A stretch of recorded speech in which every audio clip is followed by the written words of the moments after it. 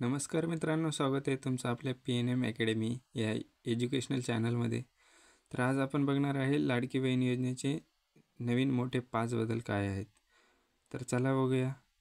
तर पहिला जो बदल आहे तर कुटुंबाचे आर्थिक उत्पन्न 2.5 लाखापेक्षा कमी म्हणजे 2.5 लाखापेक्षा कमी असले पाहिजे।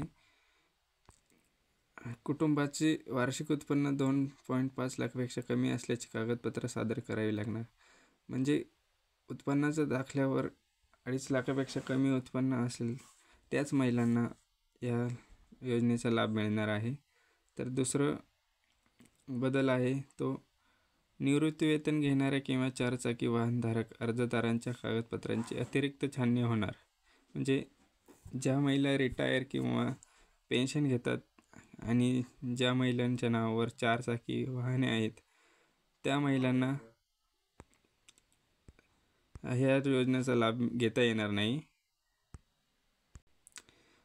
तर यामध्ये तिसरा जो बदल आहे त्यामध्ये ज्या महिलेच्या नावावर 5 एकरांपेक्षा जास्त किंवा महिलेच्या कुटुंबामध्ये 5 एकरापेक्षा जास्त जमीन असेल तर ती महिला या योजनेस अपात्र ठरणार आहे।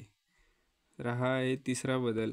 आणि जो चौथा बदल आहे एका कुटुंबात फक्त 2 महिलांना योजनेचा लाभ मिळणार आहे। म्हणजे एका कुटुंबात फक्त 2च महिलांना या योजनेचा लाभ मिळेल।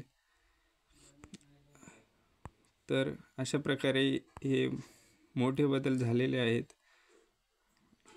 तर अशाच माहितीसाठी चॅनलला सबस्क्राईब करा। धन्यवाद।